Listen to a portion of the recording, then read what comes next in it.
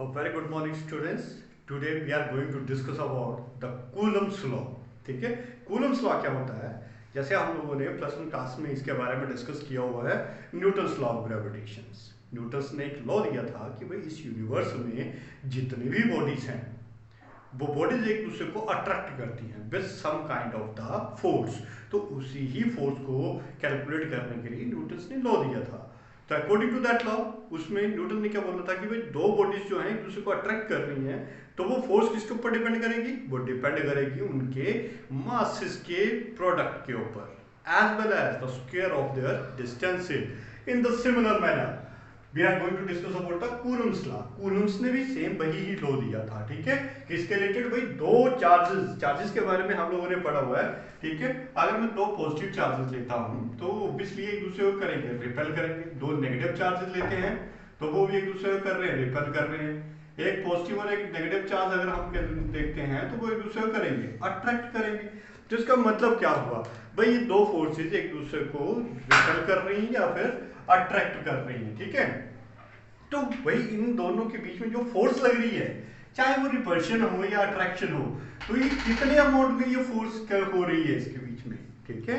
इस फोर्स का अमाउंट जो है वो कितना होगा, ठीक है, उसी के रिलेटेड इन्होंने आपके पास एक लॉ लिया, ठीक है। तो according to this Coulomb's law, Coulomb ने क्या बोला कि भाई क्या बोला? The according to this law the interaction between the charges, interaction means it can be attractive forces, it can be repulsive forces. जब भी दो चार्जेस के बीच में इंटरेक्शन होगी, that charges is directly proportional to the, किसके direct proportion में आएगा? सबसे पहला factor the product of the magnitude of their charges, the product of the magnitude of their charges. भाई चार्जेस के प्रोडक्ट के मैग्नीट्यूड के बराबर होगा, ठीक है। Second factor the inversely proportional to the square of their distances, की भाई दो चार्जेस के बीच में डिस्टेंस कितनी है, ठीक है, उसके ऊपर भी ये डिपेंड करेगा। तो इस चीज को प्रूव करने के लिए हमने यहाँ पे कूलम्स लॉ जो बनाना है उसके लिए हमने क्या किया, दो चार्जेस कंसीडर कर लिए हैं। मान लो ये दोनों के दोनों चार्जेस पॉजिटिव चार्जेस हैं, ठीक है, and both charges are separated by a distance. कितना डिस्टेंस से सेपरेट किया है इनको?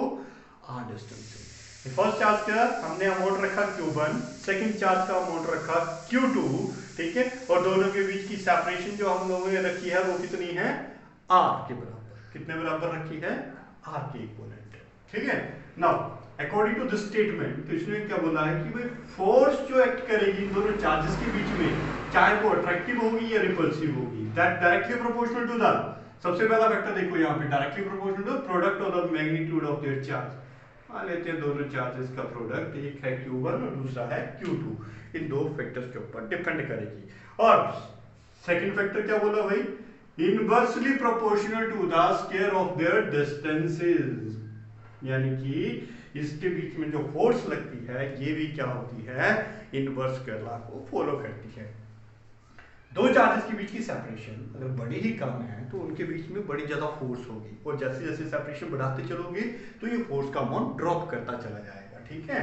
तो इसी के ऊपर ये बेस्ड है। तो जब हम दोनों इक्वेशंस को ज्वाइन करेंगे तो ultimately we get that q1 q2 upon r square, हमारे पास ये इक्वेशन बन के आएगी, ठीक है। अब यहाँ पे क्या करेंगे भाई? रिमूव करेंगे किसको? प्रोपोर्शनलिटी साइन को। तो ultimate we have to apply here constant. This constant k is called as the constant, electrostatic constant बोला जाता है इसको, ठीक है। So q1 q2 upon r square, where this k is called as the electrostatic constant.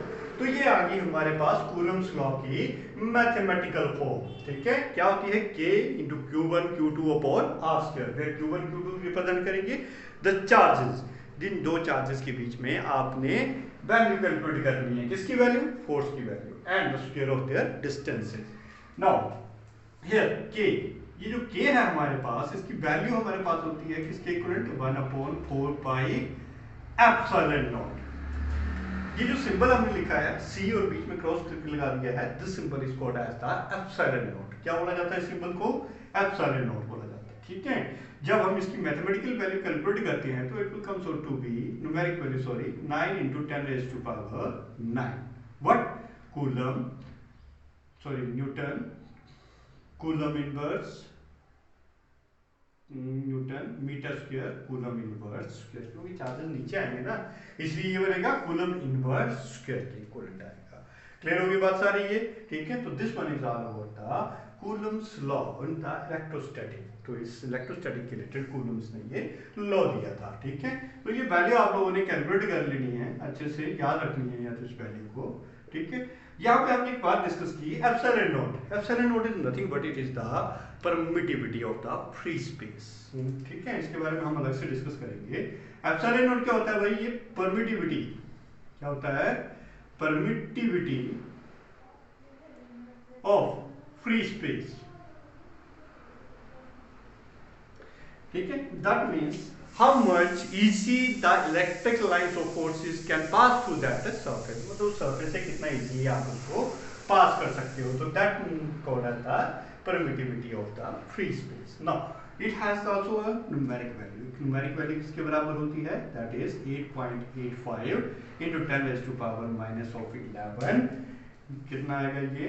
Newton inverse metre inverse square and coulomb square, ठीक है। Inverse हो जाएगी थोड़ी इसकी वैल्यूज जो है, क्लियर बात। तो this is the value of the epsilon not, permittivity of the free space, ठीक है। तो this one is all about the Coulomb's law. Clear हुई बात सारी ये? Thank you all.